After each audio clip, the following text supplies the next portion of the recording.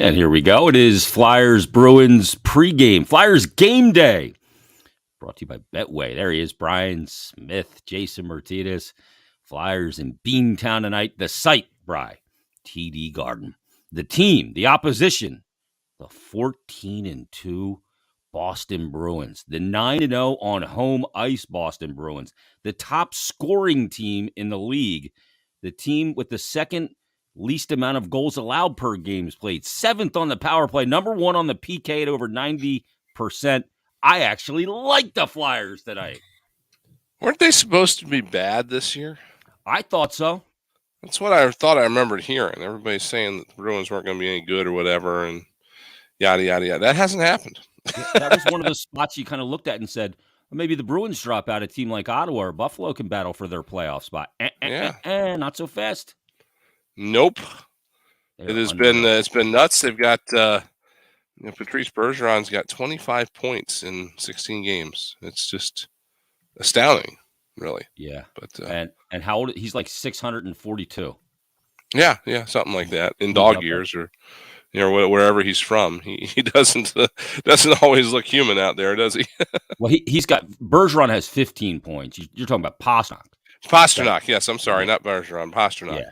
Pasternak's got 9 and 16 you know what? For 25. There's pairs of players in this league that I mix up with reckless abandon. I don't know why, but he and Bergeron are one of them. Wow, one's a Czech Republic guy. Yeah, I don't know. I have no idea why. Parise and I guess Suter maybe was the other one. I don't know. I don't think it was Suter. Patched, right? But it was Parise and Zajac. Parise and Zajac. Mixed them up with reckless abandon. Anytime there's a 25 and a 26 on the Flyers roster at the same time, can't keep it straight. I don't know what it is. Hopefully I don't know if it's CTE or what. I'll try to have my brain donated to science when I die and they can figure this out. But there's certain things like that in this league that screw me up. I don't know what it is. I'm trying to think, 26 is such an innocuous number. Yeah, I mean, I wouldn't have had a problem if I was working here when Brian Propp played, but yeah, I mean that's the only one I can think of. It was who had it when Matt Carl was here? Carl was 25, and somebody else was 26, and I used to mix. I didn't mix the two of them up, but I mixed up what number they were wearing. Yeah, Jesus was 26. Yeah. How about Danny Sivret? Yeah, that could have been part of the problem. Yeah. Now, I actually knew Sibby because I was with him at the Phantoms when he was, it was him and Johnny Boychuk leading the league in scoring among defensemen. The last year the Phantoms were in Philadelphia, and Boychuk went on to a career, and Danny Sivret, did not. But hey, what are you gonna do? Renee Cruz said Murray Craven. No. Come on, Renee. You're way better than that. Murray Craven was 32. Yeah. What's the matter with you? I have to ban you from the stream for a period of time. Of course, the Rat was number 26. Kenny Linsman. Yeah. Hanzus, Ruslan Fedotenko, Steve Eminger, John Druce, and Carlo Koliakovo. Even Vyacheslav Butsayev. I believe he was Belarusian, if I remember correctly. Was Belarus a thing back then? I don't know. I feel like Belarus was a relatively new nation, but maybe I'm wrong about that. I don't know. I remember wore it. I remember once doing a grade school report on Czechoslovakia, which is no longer around. Yeah, that's what it was. You nailed it. It was Matt Carl and Danny Sivret were 25 and 26 in that 9, 10, 10, 11 range. And I could not remember who wore what. I think it might have been backwards. I think Sivret might have worn 25 with the Phantoms, which what threw me off. But it's part of the mysteries of life that nobody cares about. Yeah, well, Matt Carl, the Alaskan.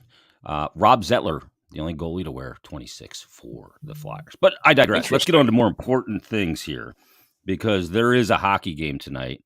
And as I mentioned right off the hop, I looked at the Bruins, did a whole breakdown for today's Flyers Daily, and I'll go through some of the numbers in a second.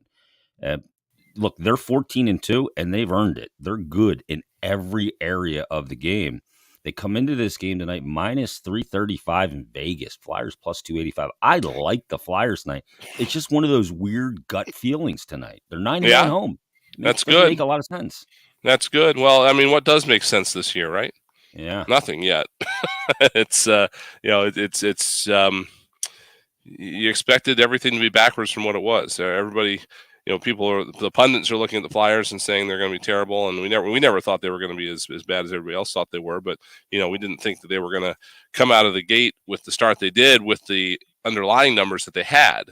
Yeah. You would have thought that the underlying numbers they've had recently would have translated to that start, and then it would have tailed off. But it's been completely backwards. So we'll see where this goes. But you're right. I mean, this is the kind of game, isn't it, that if you're a Boston Bruins team, could be considered a trap game if you believe in that sort of thing, which John Tortorella does not. But it could be a trap game. So I got news for Torts. He needs to change his thinking there. There is a such thing. I guess I shouldn't put those words in his mouth. I just think he doesn't necessarily. What he said today was he doesn't believe in measuring stick games, is what he said today.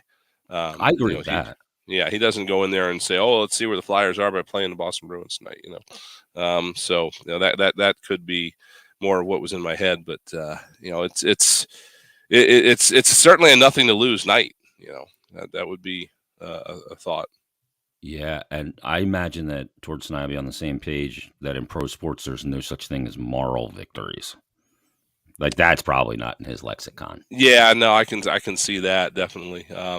I've seen victories where you look at it and you think, all right, well, we did a lot of good things, and you can take away some stuff here, but yeah, there's not a whole. Use the word victory is the hard part for me. Not a whole lot of room in moral victories for today's NHL, like you were talking about on Flyers Daily today. That and we get this all the time. Like, oh, the Flyers of 20 years ago, they were in the playoff. Well, it's a different league now with 32 teams, and the bottom half is so much better than it used to be, and half the teams don't make the playoffs. It's not like it was. So, you got to get every point you can. There might be moral points, I guess, but the old gag was everybody makes the playoffs in the NHL and the NBA. Well, when there was a 21-team league, that was almost correct.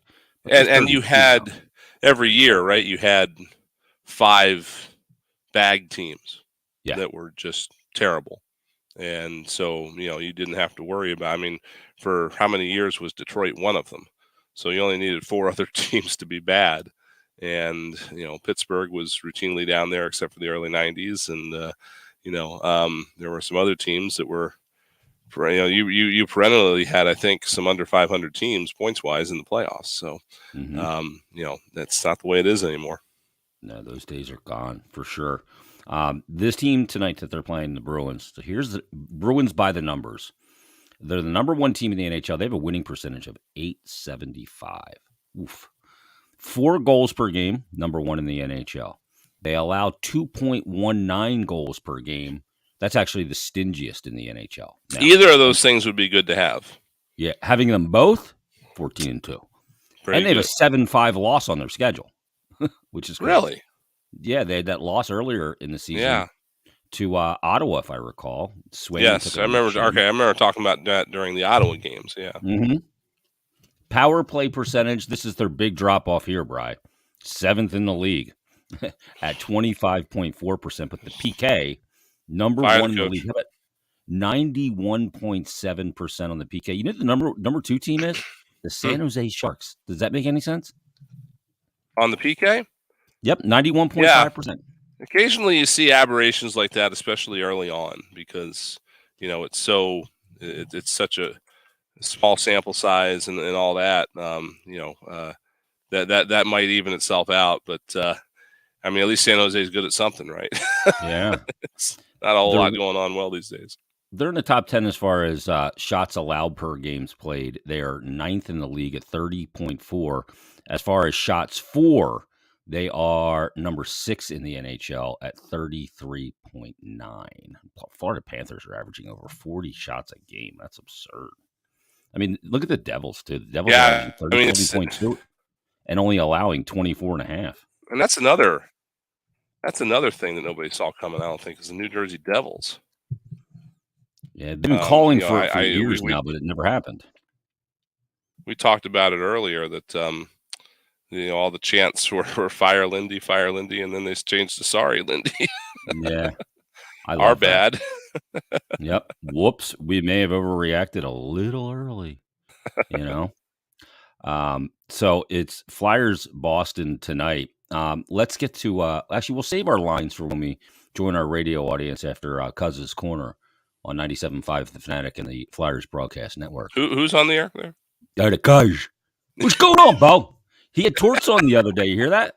He did. Yes, I did hear that. We had that on Flyers Radio 24/7. That was a good little chat. Yeah. What do you say, Torts? I worked at the Post. Two paisans chopping up some hockey convo. I love it. Yep.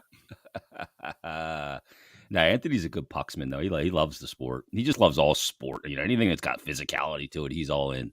So, Flyers come into the game tonight having played 16 games. They're a game over the pseudo term Hockey 500, 7-6-3, Bryce, 17 points. They have moved into the red here as far as goal differential at -7, but really kind of the number that pops out to me is in their last 10, 3-4-3, and they've lost 3 straight. Tough opponent tonight, but you got to try and get a win tonight. Yeah, you got to try to snap this. It's unfortunate that they run into a team like this at this point in their schedule when they're trying to get off a 4-game losing streak. But yeah, I mean they need to get off of it, and what better way to do it than a win over a team like this? I mean, that would be probably a really big boost for this team heading into the weekend. They've got some tough ones coming up here. You've got a strange schedule coming up with Thanksgiving holiday, so you get Monday games in there, and the Black Friday game is going to be at 5:00. That's the first half of a back-to-back. 5:30. So, is it 5 or 5:30? 5:30. Yes, I'm sorry, not 5:00. 5:30. They moved some game times today. That's why I said that. Yes, yeah, they moved our game in Colorado back up a half hour. So it's going to be it's going to be a tough run here. So hey, let's get it going right now. Why not see what happens? And it's certainly a nothing to lose attack for them, and that's what John Tortorella said this morning, is that he wants them to come out with what he called swagger, and just gotta get these starts better. Really is what it comes down to at this point. Yeah, you got to start out the game better. They've had too many situations like Columbus, two goal deficits. They overcame them both. I'm impressed as hell that they did that. But like Tort said, that's not a real estate you want to live on. One of the great things about this matchup tonight is you have 2 players that are undersized guys in this game, one for each team, that are really good offensive players, catalysts for their team, and they're also huge pains in the asses. And I'm talking about Travis Konechny and Brad Marchand. And the odd thing about that, Bri, those two never seem to tangle with each other. Right. Come on, can we get them tangled up in a little some fun tonight? I would love to see a transcript of those two on the ice at the same time. And I don't know, maybe it's just because the matchups haven't dictated it in the past. Konechny has not been a first-line player all that much in his career. I don't know if he's ever been a first-line player against the Bruins, but maybe we'll see some of that tonight, because they should perhaps match up a little bit better. But yeah, I mean, those two at the same time, I would pay for that feed, if we could get that double mic'd up. Yeah. Yep. Just and I it's one of those things that rules I would put in when I'm king. If there's a unsportsmanlike conduct penalty on the bench, we should get a transcript. What was said. Yeah. Why? What did he say that was so bad? And that would you could sponsor that. I bet you. You could find a sponsor for that. You got voice to text these days. Now it always screws up when I seem to send one. It'll say like, "Hey, I'm going to the Flyers game tonight to pick up the kids," and it says like pucked and all that kind of weird stuff. Have you ever meant to type duck? Yes. Ever? It's crazy. Marchand, 8 games. He didn't start out the year with the team because he was coming back from that injury, but got back quicker than they thought. 8 games played, but he's still over a point per game player. 5 goals, 6 assists for 11 points. TK, 16 games played, 7 goals, 12 assists, 19 points on the season on a 97-point pace right now. He is feeling it. It is. It's pretty remarkable, that you would see something like that. When you look at these early numbers, it's easy to just take it for granted. But trying to keep something like that going for a while would be certainly a pretty good accomplishment. Yeah, I mean, he had that year where he ended up in the All-Star game, but it was cut short. He played 66 games that year with the 24 goals. He's on a 35.875 goals per 82 pace, 61.5 assists, and he's playing just under 20 minutes of ice time. Yeah, I mean, it seems like forever ago that happened. I know it was only technically 3 years ago, but to me, he looks even better than he did then. And he is I could probably say with some certainty that he's a different individual than he was then. Are we getting close to going on the radio here? I think we are. Yeah. Ty, can you hear me back there? I think the billboard just started. Okay, can you give us some return? Thank you. We're going to get a little station return here. Maybe not. I tweeted out a picture, Brian. I don't have it now. I'll get it when the return plays. Okay. I didn't have the right headset on, so. I put out a picture, Brian, of home studio ready for Flyers Bruins. And Tim Tobin chimed in on Twitter and said, solid music selection as always. Tonight's welcome music when you logged on was a little Def Leppard Hysteria album. Yes, I was disappointed when you turned that off. Yeah. I was enjoying that. We went from Animal to Women to Hysteria. I always have a little song playing in the background for people when they log on my stream, so I fear it's the least I can do. Yeah. Oftentimes aggressive. All right, we got the billboard coming up. Let's bring up our Flyers lines for tonight. All right. Here we go. Yep.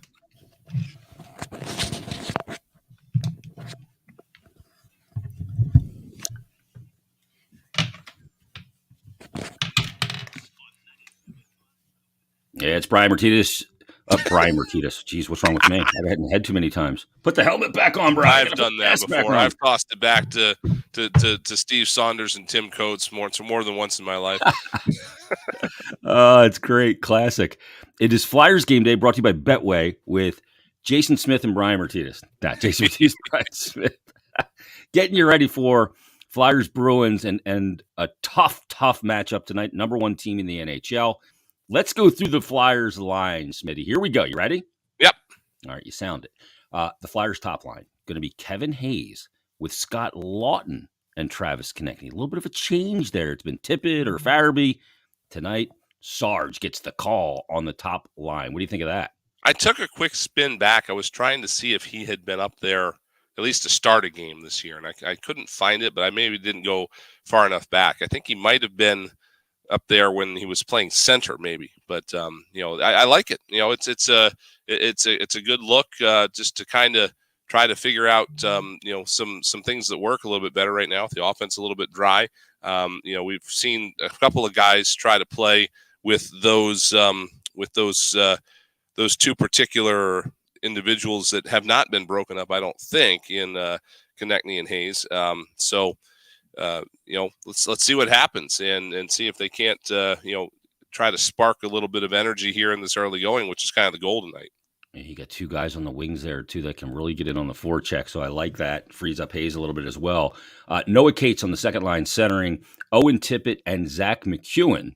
Third line, Morgan Frost centering Joel Farabee. I would keep those 2 players together for a bit, Farabee and Frost. Yeah. And Willman going to be on the other wing there. Then Sedlak, very capable centerman, along with Delarier. And how about Patrick Brown getting activated today and in the lineup tonight? He'll help you on draws as well. Fastest conditioning stint in the history of the game, I think. No, I saw that this morning, and it raised the eyebrows a little bit because he was just sent to the Phantoms for conditioning on Monday, and they hadn't played since Monday. But he talked about it with the media earlier today. It was actually on purpose all along because the Flyers knew with the schedule playing out the way it was that they weren't going to have any kind of like real practices. So he went down to Lehigh Valley and got in 2 good hard practices, because you remember the AHL is a weekend league mostly. So Yeah. they get some work in on Mondays and Tuesdays, and then that's what he did. So or Tuesdays and Wednesdays, I guess, because they would have had Monday off after a 3-and-3 weekend. So got some good work in there, and felt good, and is back up. This is all stemming from off-season surgery. It just took him a little bit longer to get recovered than he thought he would. But he'll be a welcome addition to this offense, to this forward lines. Yeah, and certainly in the faceoff circle as well. D pairs: Provorov and D'Angelo, Sanheim and Braun, Sealer and Ristolainen. Carter Hart gets the start tonight in Boston. How about this tonight too? Is John Tortorella's 1,400th game. So he's coached in 1,399 NHL games. It's a heck of a lot, man. A record of 680, 547, 37 ties, because he's been in the league that long, 135 overtime losses, and 1,532 points with a winning percentage of .548. That's pretty good over 1,400 games, isn't it? Yeah. That's a lot. He took over some bad teams too, Bri. Yep. He'll pull in the tie with Pat Quinn, 11th all time. Wow. In the NHL. He was, that kind of put it in perspective for me today when he was talking to the media in Boston. They asked him, okay, is it, what's it like for you guys to come back to Boston? You got a lot of guys that, a lot of guys that are from here and, hail from here. And he says, yeah, for the players, it's nice. For us, it's just another bench. Sometimes I forget what city I'm in when I'm on the bench. But what I really miss are like some of those old buildings, like when the Boston Garden was here and Chicago Stadium. I'm like, what? Yeah, he's been around that long to have coached in those buildings. Yeah, that is an impressive record over a very long period of time. And also, to add a couple feathers in his cap, a Jack Adams Award in 03-04. Of course, they won the Cup that year with the Lightning over the Calgary Flames, and the 16-17 Jack Adams winner as well. That would have been in Columbus. So, Torts, 64 years of age, doesn't look a day older than 50. Even though the horse decided to kick him in the face. And we'll see if there's a first period interview tonight from the bench that gets a little bit more of a response, because in the start the other night, the Flyers just came out flat in the game, and he wanted more on the forecheck. And then he asked him, what does the team need to do? And you got a one-word answer. This is Bush asking him, says forecheck. And Bush goes, all right, back upstairs. Thank you. Thanks for coming out. And those two course worked together last year. They did, yeah. I mean, that was the one thing that I was looking forward to seeing when John Tortorella came in here. Among many things I was looking forward to seeing was seeing how he reacted to people like you and me after having worked the job for a year. I've seen examples of that in the past. I can't put my finger on exact names, but you see guys that Talk being one of them, they don't really have any. All they see us as the annoying little pests that are always running around asking questions and second guessing them. And then they jump in and they do the job for a while, and then they have a different perspective on it when they come out of it. So I was interested to see that, and it is kind of neat to see him, getting back and forth now with some of the guys he worked with last year, including Keith Jones. He loves Jonesy. Enjoying him a little bit more, yeah. He loves having Jonesy around, because that's a comfort blanket for Torts. When we meet with them as the broadcasters, and Jonesy always can cut the tension too. Yeah. And sometimes you need that. You need that guy around that can, come out with a good one-liner and cut the tension, and remember that, hey, this is hockey. It's a living. It's serious business at pro level. But damn, we should be having some fun while we're doing it. Yeah, absolutely. It's all about. He said it too today. He said it's all about entertainment. He said players are the entertainers. They're the ones people are here to see. Well, what would be entertaining is a great start in this first period. That's an area where the Flyers have struggled, Bri. When you look at these first periods, they've been really good in second periods all season long. First periods, though, have been a bit of a problem. Let me give you the numbers here on first periods for the Flyers this season, and they've dug themselves a hole quite often. First periods, they're getting outscored 18-9, so 2-1 That's something you can't do tonight against Boston. No. This is one of those nights where you need to play what you and I would refer to as a quintessential road game. You need to limit the opportunities. You need to be kind of on the cautious side. You need to let your opportunities come to you and not try to force them. And when they do come to you, you need to take advantage. And then they need another. They need a Carter Hart type of game. So if they can get all that, they've got a shot here. No question about it. And then set yourself up for a great second period and just come out in this first period and bore the fans to death. Yep. You don't have to entertain them. You're on the road. All right. We've got Tim Saunders, Steve Coates at the TD Garden in Boston. The top team in the NHL. Flyers face them on the road tonight, trying to end their winning streak at home, 9-0 to start the season. Stay tuned. You've been listening to Flyers Game Day, brought to you by Betway on the Flyers Broadcast Network. Enjoy your hockey, everybody.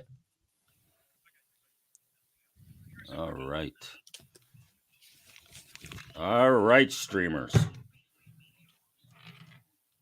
Get your last minute peek behind the curtain. Get your last minute wagers in, plus good money. Minus what did you say? 335? Yep. Wow. Flyers plus 285. That's crazy. Yeah, it's a big number. I thought it'd be higher, to be honest with you. Yeah. They haven't played since Sunday. So. Well, they haven't played since Sunday? Nope. Well, that's good. That means I forgot how to play hockey then. Yeah. Except they're the perfect hockey players on that team in Patrice Bergeron. The last game they played was Sunday against Vancouver, a 5-2 win. Wow. I didn't realize it'd been that far of a break. Yeah. They played Saturday. They played Thursday, Saturday, and Sunday, so it was 3 and 4. But still. So we'll see. All right, let's get the streamers out of here. And we will talk with the first intermission, and we'll talk to the streamers post-game. All right, everybody, do your hockey.